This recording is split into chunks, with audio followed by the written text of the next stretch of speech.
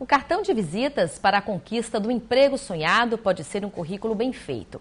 E você, sabe o que deve conter nele? Será mesmo que o candidato deve detalhar tudo no currículo? O que é essencial para garantir a boa apresentação de um perfil profissional e obter mais chances de ser contratado? O Bom Dia Sergipe selecionou dicas de alguns especialistas para ajudar você. Confira. Na hora de preparar um currículo, o candidato deve evitar expressões como ampla carreira e experiência comprovada. Segundo os especialistas, os termos não dizem muito ao empregador. É melhor dar destaque aos anos de experiência, conquistas e resultados. Outra dica é evitar o excesso de informações. Para despertar a atenção do selecionador, é preferível escolher as informações estratégicas relacionadas ao cargo pretendido. Também é importante citar características pessoais valorizadas pelo mercado, como dinamismo, inovação e empreendedorismo. O candidato deve ter cuidado de não vender uma falsa imagem. A honestidade no relato das habilidades e competências será observada na entrevista e comprovada na prática profissional.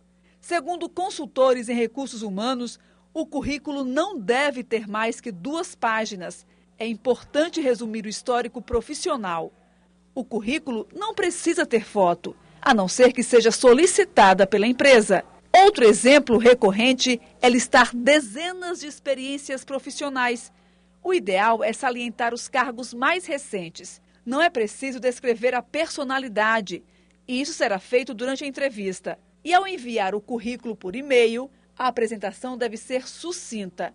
Os dados pessoais obrigatórios são nome, endereço com CEP, telefone e e-mail, idade e estado civil optativos. E os números de documentos como CPF, RG, carteira profissional e título de eleitor são desnecessários. E para ser encontrado rapidamente, é importante manter atualizados o telefone e o e-mail. Quanto aos salários, a recomendação é não mencionar quanto pretende receber. Outro ponto que merece atenção é a revisão. O candidato lê e relê o texto escrito. Erros de português ou de digitação passam a ideia de desleixo e podem eliminar o candidato. E para falar sobre outras dicas, a gente recebe aqui no estúdio o consultor organizacional Antônio Neto. Bom dia. Bom dia, Sayonara. A gente viu aí que são muitos os cuidados na hora de elaborar um currículo, desde o cuidado com a aparência dele até o cuidado com o conteúdo que se escreve. Vamos começar falando dessa questão das palavras que as pessoas usam, que são palavras vagas. Eu tenho uma ampla experiência. Sim, eu tenho uma ampla experiência, mas em quê? É importante contar essa experiência. Isso é fundamental você especificar, é afunilar cada vez mais as informações, para que as pessoas que forem lá no Recursos Humanos fazerem a avaliação, terem a convicção de que realmente o candidato representa.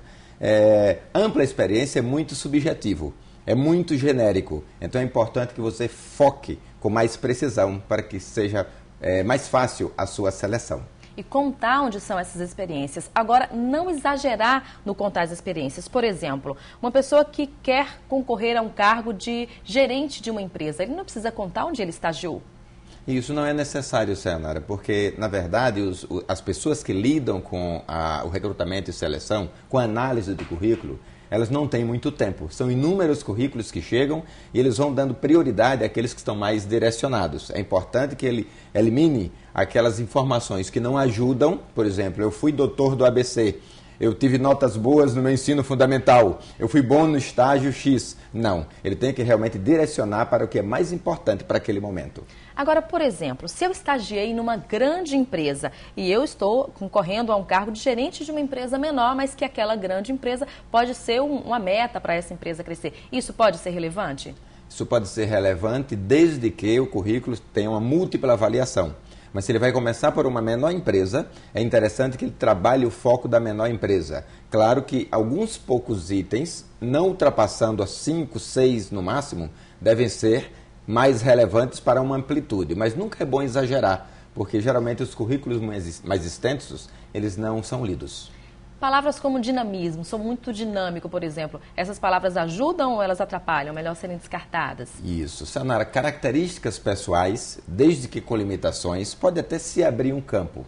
Não é tão recomendável. Mas uma característica pessoal como dinâmico pode ajudar na avaliação, porque, por exemplo, uma empresa estática, uma empresa eminentemente padronizada dentro de um perfil fechado, ela não vai se sentir bem com uma pessoa muito dinâmica e nem também a pessoa dinâmica vai se sentir bem com ela e vice-versa. Tem muita gente que coloca nome de pai, nome de mãe, CPF, identidade. Esses dados, eles não são importantes para a primeira vez, né? Só se a pessoa for realmente contratado, que aí ele precisa de documentos e outras coisas do tipo. Isso, na verdade são irrelevantes. É melhor poupar essas informações e aguardar o momento oportuno para a comprovação.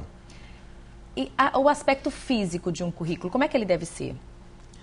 O currículo deve ser limpo, deve ser bem elaborado, com precisão, com objetividade, nada de enfeites, inclusive foto, evitar fontes pesadas, fontes coloridas, aquelas fontes que inibem uma velocidade para a abertura do currículo através do próprio e-mail. Então é interessante que as pessoas observem a sintetização e a leveza. Inclusive, quando mandarem o currículo, principalmente por uma rede de relacionamentos, é importante que coloque o nome e não apenas currículo, porque o homem do RH não vai ter tempo para renomear todos que recebem. Então, personalize o seu currículo e que seja um documento leve para facilitar o seu acesso. Quantos anos das últimas experiências a pessoa deve colocar no currículo? Os últimos 5 anos, os últimos 2 anos, os últimos 10 anos?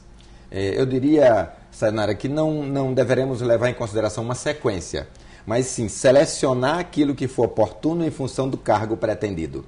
Ele pode ter acontecido uma experiência com ele há 20 anos atrás, marcou bem, e naquela pretensão ele tem necessidade de fazer essa observação, não tem problema, pode computar. E os cursos? Por exemplo, eu tenho vários cursos de língua, tenho curso de informática, tenho curso de digitação. Quais cursos são importantes, dependendo do cargo?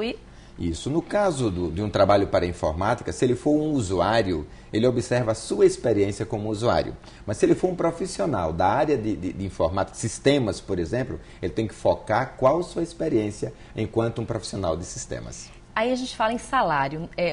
Pela informação que a gente viu aí, não deve se colocar salário nem se a pessoa pedir. O salário deve ser discutido na entrevista. Em relação a salário, como é que deve ser feito? Isso é interessante porque trata-se de uma situação muito bem melindrosa. Aguardar para o momento da entrevista, mas ser bem sutil, para não deixar que seja uma pessoa que espere que as coisas aconteçam na base do laissez-faire, mas que também ele tenha um foco, mas que ele vá com pretensões equilibradas. Por isso que é importante o candidato conhecer a empresa, para saber em que níveis ele pode se enquadrar em relação às suas pretensões. Ele também tem que se valorizar, né, em relação ao salário. Exatamente, porque as empresas não gostam de profissionais que não se autovalorizem. Elas querem pessoas ousadas, pessoas determinadas, que queiram crescer profissionalmente e que ajudem a empresa a desenvolver também. Com certeza, as dicas foram muito valiosas para quem vai preparar um currículo hoje ainda. Muito obrigada pela presença do senhor. Muito obrigado, Sainara. Bom dia.